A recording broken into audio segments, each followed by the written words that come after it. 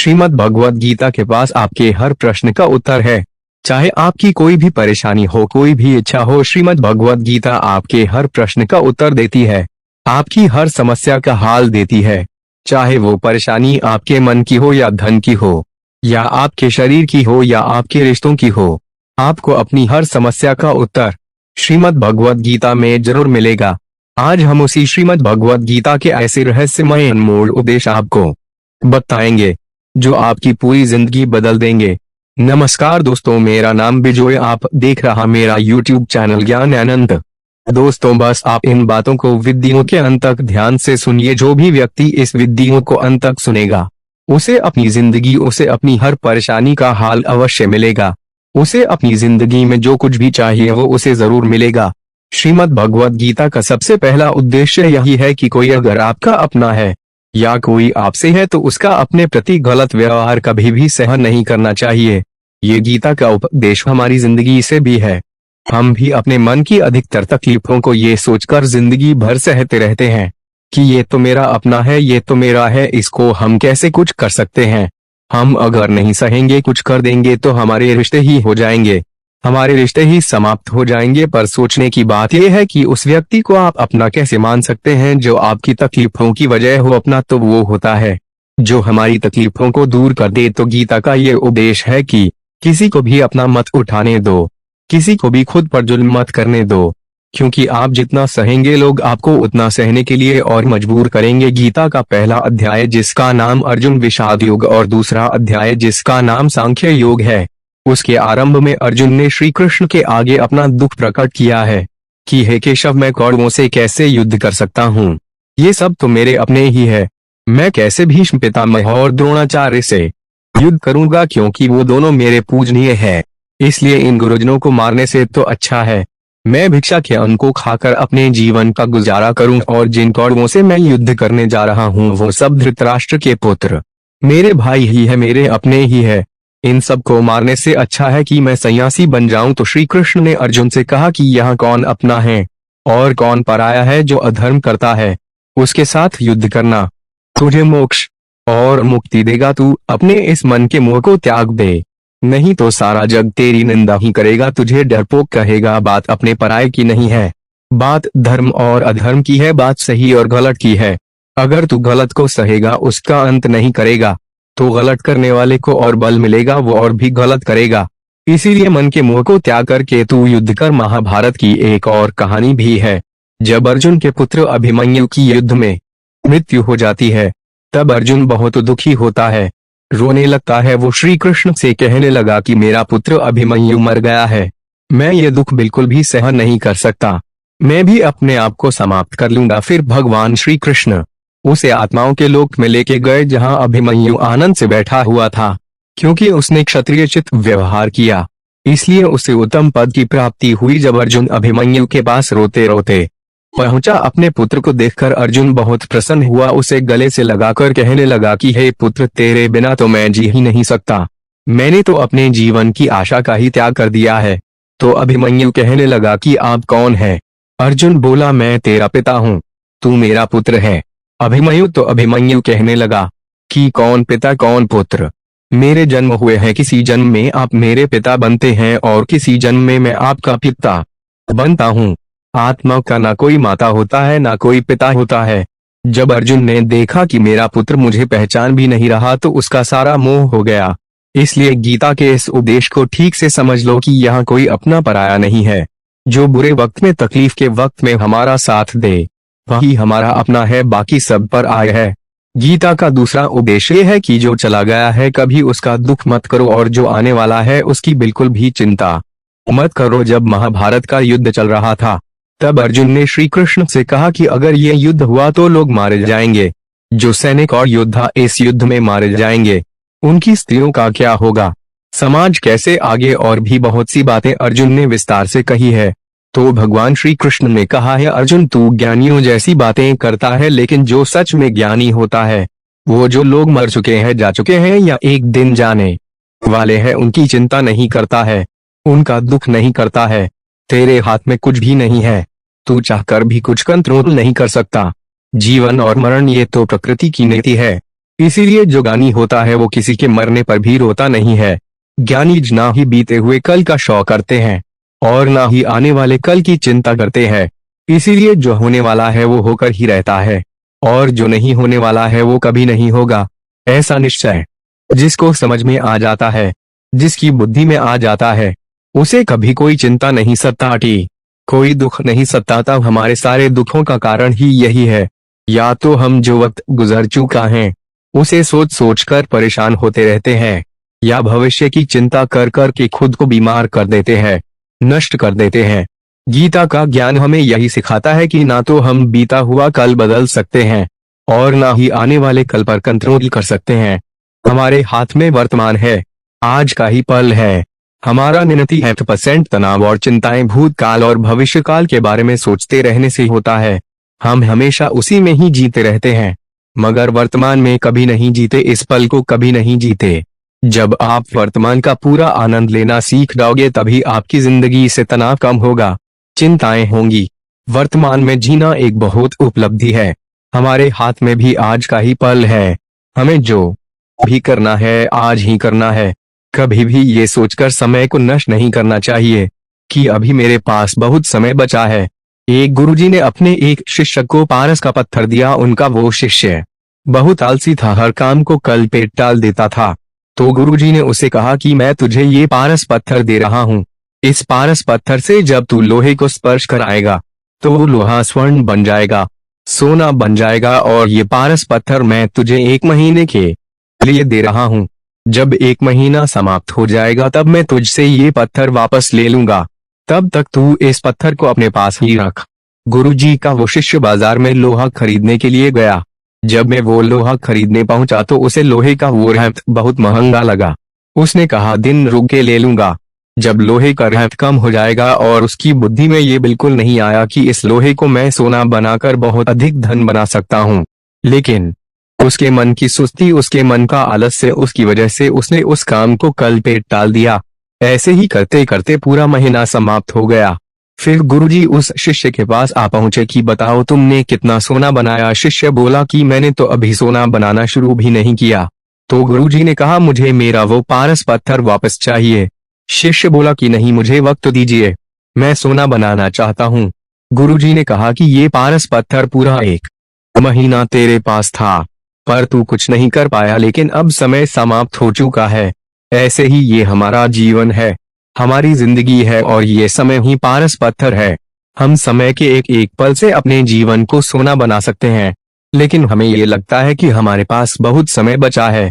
एक दिन जिंदगी को जी लेंगे, एक दिन जिंदगी में खुश हो जाएंगे, लेकिन वो दिन कभी नहीं आता और हम जिंदगी भर भागते रहते हैं, चिंता करते रहते हैं, दुखी होते रहते हैं, लेकिन जिंदगी को जीना, खुश रहना हम भूल जाते हैं।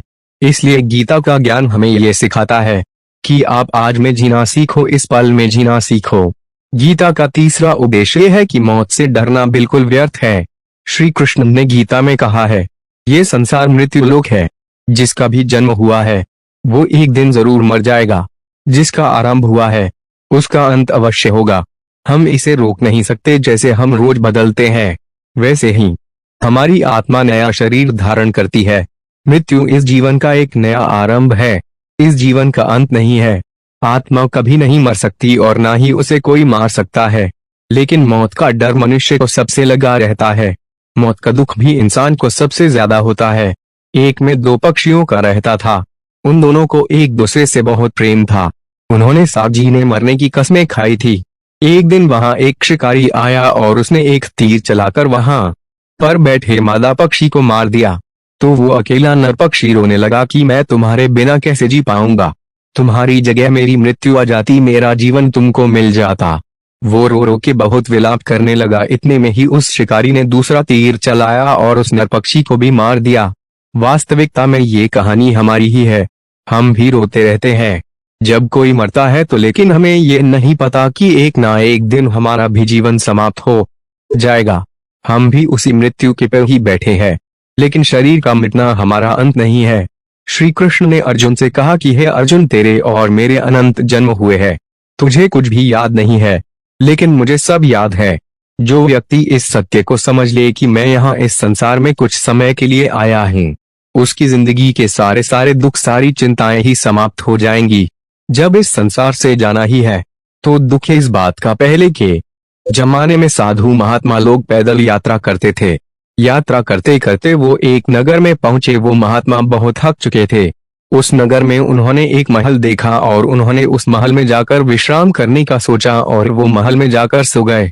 जब उस महल में वहां का राजा पहुंचा तो अपने पलंग पर उस महात्मा को सोता देखकर बहुत हैरान हो गया। राजा उस महात्मा से पूछने लगा कि तुम मेरे महल में कैसे घुस आए और मेरे बिस्तर पर सो रहे हो। महात्मा कहने लगा, ये तुम्हारा महल है, मुझे तो लगा ये धर्मशाला है। तो राजा ने कहा, आपको मेरा महल धर्मशाला कैसे लगा? तो महात्मा ने राजा से प्रश्न किया कि तुमसे पहले इस महल में कौन रहता था? तो वो राजा बोला कि मुझसे पहले मेरे पिता यहाँ पर रहते थे और उससे पहले मेरे दादाजी यहाँ पर रहते थे। तो महात्मा ने फिर प्रश्न किया कि क्या तुम इस महल में हमेशा रहोगे या तुम्हारे बाद कोई और रहेगा? तो राजा कहने लगा कि मेरे बाद मेरा पुत्र इस महल में रहेगा। तो महात्मा राजा से कहने लगे कि जिस जगह पर रहने वाले बार बार बदल जाते हो उसे घर कैसे कह सकते हो? वो तो धर्मशाला ही है, इसीलिए तेरे महल को धर्मशाला समझकर मैं इसमें रात बिताने के लिए आ गया। धर्मशाला जान जग को जीव सब मेहमान है, मोह किससे मत करो, सब स्वप्न का समान है। यदि हम भी इस बात को समझ ले कि हम यहाँ कुछ समय के लिए आए हैं, आनंद करने के लिए आए हैं, खुश रहने के लिए आए हैं, तो हमारे सारे दुख ही समाप्त हो जाए। जब हम अपना मोह यहाँ जमा लेते हैं, अपना दावा यहाँ जमा लेते हैं कि ये मेरा है, इसे मैं नहीं सकता, इसके बिना मैं जी नहीं सकता, तो हमारा जीवन दुखों से भर जाता है। इसलिए जीवन में मृत्यु का भय त्याग करके जीवन का प्रतिफल आनंद लेना चाहिए। गीता का चौथा उपदेश, मन और विचारों को कंट्रोल किए बिना जीवन में कभी शांति और सुकून मिलने वाला ही नहीं है। अर्जुन ने श्री कृष्ण से कहा कि मेरा मन सही गलत सब कुछ जानता है, फिर भी मेरे विचार और मेरा मन मुझसे कंट्रोल नहीं होता। मैं जो करना चाहता हूँ वो कर नहीं पाता हूँ और जो नहीं करना चाहता हूँ वो मेरा मन मुझसे जबरदस्ती करवाता है। इसीलिए मैं बेचैन हो गया हूँ, मुझे शांति प्राप्त नहीं हो रही। तो श्री कृष्ण ने अर्जुन से कहा, उसके लिए तुझे अपने मन और विचारों से डिटैच होकर अपने मन और विचारों को सही दिशा में ले जाने की प्रैक्टिस करनी होगी, अभ्यास करना होगा, और ये एक दिन का काम नहीं है। जब तक तू अपने मन और विचारों की गुलामी का त्याग नहीं करता तब तक तुझे जीवन में कभी शांति नहीं मिलेगी। एक राजा था, वो बहुत बेचैन और परेशान रहता था। एक दिन वो अपने गुरुजी के पास गया और उनसे कहने लगा कि मेरा मन बहुत बेचैन है, मैं बहुत परेशान हूँ, मैंने पूरे संसार को जीत लिया है, सब कुछ है मेरे पास, पर मैं खुश नहीं हूँ, मेरे मन में सुकून नहीं है, शांति नहीं है। तो गुरुजी ने राजा से कहा कि तुम्हारे नगर में अगर कोई ऐसा व्यक्ति है जिसने सुकून को प्राप्त कर लिया है, शांति को प्राप्त कर लिया है, तुम उसका एक बार कुर्ता पहन लो तो तुम्हारे जीवन में भी शांति आ जाएगी। राजा बहुत प्रसन्न हो गया कि ये तो बहुत आसान काम है। वो अपने राजमहल में आया और राज्यसभा में वो सबसे कहने लगा कि आप लोगों में से जो भी शांत हो चुका हो, जिसे सुकून मिल गया हो, वो अपना कुर्ता मुझे दे, वो बदले में जितना भी धन मांगेगा मैं उसे दे दूंगा। सब लोग एक दूसरे का मुंह देखने लगे। पैसों का लालच आया, लेकिन सबको एक दूसरे की सच्चाई पता थी, क्योंकि किसी की जिंदगी में भी शांति और सुकून नहीं था। सब अपना सर झुकाकर वहां पर हो गए। फिर उस राजा ने पूरे नगर में डिंडोरा पट्टा दिया कि जिसे भी शांति प्राप्त हो चुकी हो, सुकून प्राप्त हो चुका हो, वो मेरे पास आकर अपना कुर्ता दे, वो जितना कहेगा उससे उतना ही धन दिया जाएगा। लेकिन एक भी व्यक्ति ऐसा नहीं मिला जिसे शांति प्राप्त हो चुकी हो। वास्तविकता में जब कोई मरता है तब हम कहते हैं कि वो फला व्यक्ति आज शांत हो गया। कभी किसी जिंदा इंसान के लिए नहीं सुना कि एक जीता जागता इंसान शांत हो गया है। राजा के सैनिक पूरे शहर में ढूंढते रहे, फिर उन्हें के नीचे एक महात्मा तपस्या करता दिखा, जिसके चेहरे पे एक शांति थी, सुकून था। वो सैनिक उस महात्मा के पास आकर पूछने लगे कि क्या आपने शांति प्राप्त कर ली है, सुकून प्राप्त कर लिया है? महात्मा ने कहा, मैं पूरी तरह से शांत हूँ। तो सैनिक उसे राजा के पास ले आए। राजा ने उस महात्मा से प्रश्न किया कि क्या आपको शांति और सुकून प्राप्त हो चुके हैं? वो महात्मा कहने लगे, महाराज मैं पूरी तरह से शांत हूँ, मुझे कोई चिंता नहीं, मुझे किसी की लालच नहीं, मुझे कोई इच्छा नहीं है। तो राजा भी बहुत प्रसन्न हो गए कि आखिर वो व्यक्ति मिल ही गया जिसे शांति की प्राप्ति हो चुकी है, जिसे सुकून प्राप्त हो चुका है। तो राजा उस महात्मा से कहने लगे कि हे महात्मा, आप कृपया करके अपना कुर्ता मुझे दे दीजिए, बदले में आप जो मांगेंगे मैं आपको दे दूंगा। वो महात्मा कहने लगे कि महाराज, सुकून और शांति तो मुझे मिल चुके हैं, लेकिन क्या करूं, मेरे पास कुर्ता ही नहीं है पहनने के लिए जो मैं आपको दे सकूं। जब राजा ने उस महात्मा की ये बात सुनी कि इस महात्मा के पास कुर्ता भी नहीं है पहनने के लिए, उसके बाद भी ये महात्मा एकदम शांत है, इसके जीवन में सुकून है। मैं सारी जिंदगी धन को में लगा रहा, दुनिया जीतने में लगा रहा, लेकिन मुझे शांति नहीं मिली, सुकून नहीं मिला, क्योंकि शांति और सुकून बाहर की नहीं है, अपने भीतर की है। इसीलिए जब तक कोई व्यक्ति अपने मन और विचारों को कंट्रोल नहीं करता, तब तक उसके जीवन में सुकून और शांति नहीं आती। और गीता का उपदेश हमें यही सिखाता है कि जीवन में शांति चाहिए तो मन को शांत करना सीखो। गीता का 5वां उपदेश ये है कि वासना, क्रोध और लालच सर्वनाश का कारण है, नरक का द्वार है। जिस भी मनुष्य में ये 3 अवगुण होते हैं, वो हमेशा दूसरों को दुख पहुंचाकर अपने ही सुख और स्वार्थ की पूर्ति करता रहता है। किसी भी की हद से ज्यादा वासना करना और क्रोधी स्वभाव होना और मन में लालच होना उसके जीवन के सुख को समाप्त कर देते हैं, उसके सारे रिश्तों में भर देते हैं। इन्हें नरक का द्वार इसीलिए कहा गया है क्योंकि जिस इंसान में डॉलर अधिक क्रोध है, लालच है, वासना है, उसका पूरा जीवन जहर से भर जाता है। उसको मरने के बाद नहीं जीते जी यहीं पर नरक का दर्शन होता है। गीता का 6वां उपदेश ये है कि सब भगवान एक ही है, कोई छोटा नहीं है, सब एक परब्रह्म परमात्मा के अलग अलग रूप और नाम है। श्री कृष्ण ने गीता के 10वें अध्याय विभूति योग में बताया है कि जितने भी जगत के देवी देवता है वो सब मेरी ही विभूति है। मैं ही शिव हूँ, मैं ही इंद्र हूँ, मैं ही यक्षराज कुबेर भी हूँ, मैं ही अग्निध्र हूँ, देवताओं के गुरुवार बृहस्पति भी मैं हूँ, समुद्र भी मैं ही हूँ, अक्षरों में ओम भी मैं ही हूँ, काल का महाकाल भी मैं ही हूँ, सारे जगत का नाश, उत्पत्ति और पालन करने वाला भी मैं ही हूँ। श्री कृष्ण ने अर्जुन से कहा कि मेरी विभूतियों का कोई अंत नहीं है, इसलिए सब भगवान, सब नाम, सब देवता मेरे ही रूप है। इसीलिए तो किसी भी देव या ईश्वर में कभी भेद बुद्धि मत करना, कभी किसी को छोटा मत समझना। और गीता का उपदेश हमें ये सिखाता है कभी भी किसी दूसरे के इष्ट को छोटा नहीं समझना चाहिए, या इस बात पर फसाद नहीं करने चाहिए कि कौन है और कौन छोटा है। गीता का 7वां उपदेश ये है, सुख की इच्छा ही आखिर में हमारे दुखों का कारण बनती है।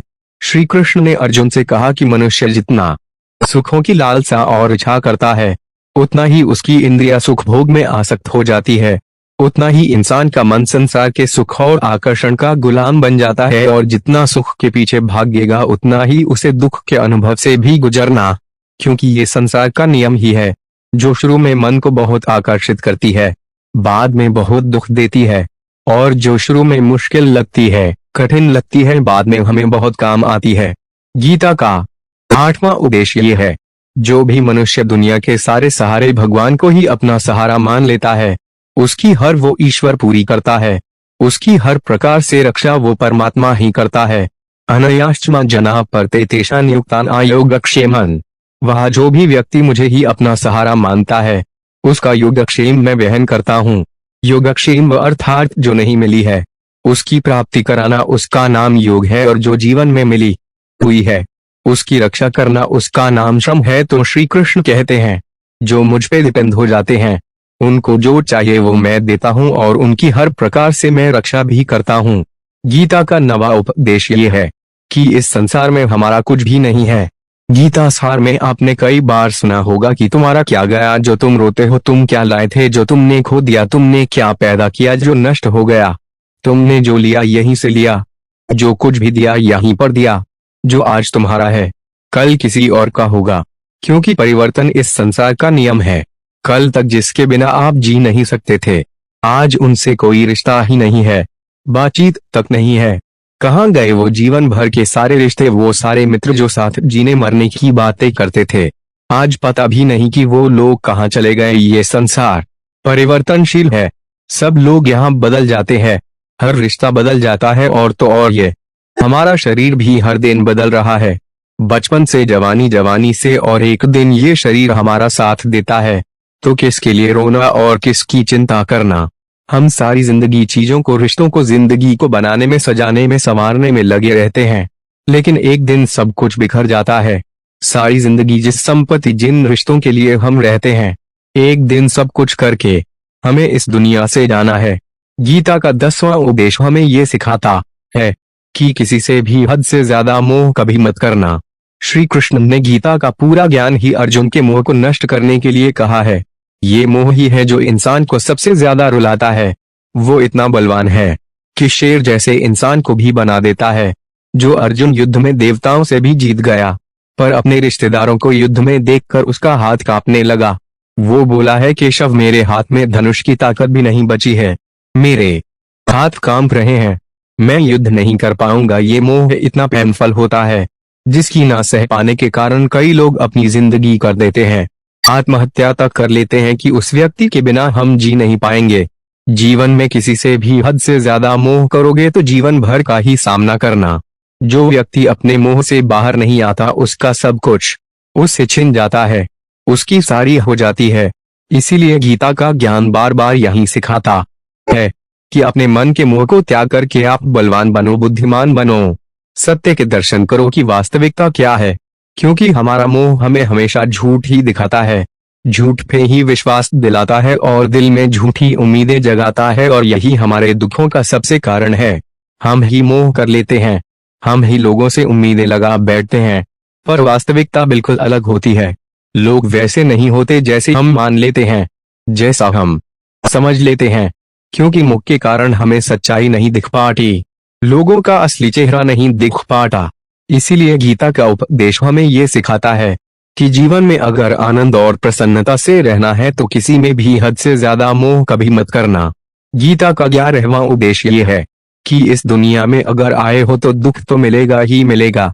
दुख से कभी घबराना मत, दुख से कभी डरना मत। श्री कृष्ण ने गीता में कहा है कि ये संसार दुःखकाल्यम अशाश्वतम है, अर्थात ये संसार दुखों का घर है, जिससे औषधालय में औषधि मिलती है, पुस्तकालय में पुस्तकें मिलती है, चिकित्सालय में चिकित्सा होती है। वैसे इस संसार को भी श्री कृष्ण ने एक नाम दिया है, दुःखालय, जहाँ पर दुख मिलता हो। दुख तो यहाँ हर किसी के जीवन में आता ही है, लेकिन अगर दुख आया है तो सुख भी आएगा। इसीलिए दुख से कभी डरना नहीं चाहिए, क्योंकि ये संसार दुखालय भी है और अशाश्वत भी है। अशाश्वत का मतलब ही यही होता है कि यहाँ परमानेंट कुछ भी नहीं है, यहाँ सब कुछ बदल जाता है। दुख सुख में बदल जाता है और सुख दुख में बदल जाता है। सम्मान अपमान में और अपमान सम्मान में बदल जाता है। दर्द में और दर्द में कभी भी बदल जाती है। जीत हार में और हार जीत में, जहाँ कभी भी कुछ भी बदल सकता है। कुछ भी परमानेंट नहीं है, ना ही हम परमानेंट है, ना ही हमसे कोई यहाँ पर परमानेंट है, क्योंकि ये संसार अशाश्वत है, शाश्वत नहीं है। यहाँ सब कुछ बदलने वाला है, यहाँ कुछ भी परमानेंट नहीं रहेगा, तो आपका दुख भी परमानेंट नहीं रहेगा। इसलिए दुख से कभी भी डरना नहीं चाहिए। गीता का ये उपदेशों साल पुराना है, लेकिन आज भी नए से नया है। पूरे विश्व में गीता को सबसे ज्यादा गया है और सबसे कम समझा गया है। श्रीमद् भगवद गीता के ये उपदेश अगर कोई व्यक्ति ठीक से समझ ले और उसे अपनी जिंदगी में उतार ले तो ये पक्की बात है, वो अपनी जिंदगी में जो चाहे वो हासिल कर सकता है। अपने जीवन की हर समस्या से वो एक पल में बाहर आ सकता है। श्रीमद् भगवद गीता के इस दिव्य उपदेश को हमें बार बार सुनना चाहिए, हर रोज सुनना चाहिए। जब भी जीवन में कोई चिंता या परेशानी आए तो एक बार इस उपदेश को जरूर सुन लेना और मन में ये विश्वास रखना कि गीता का ये उपदेश इस जिंदगी की हर परेशानी में आपको राह अवश्य दिखाएगा। तो दोस्तों, उम्मीद है आपको ये कथा पसंद आई होगी, तो कमेंट करके अवश्य बताएं। जानकारी अच्छी लगी तो वीडियो को लाइक जरूर करें और कमेंट में जय श्री हरि विष्णु अवश्य लिखें। साथ ही चैनल को सब्सक्राइब करें। आप सभी का धन्यवाद।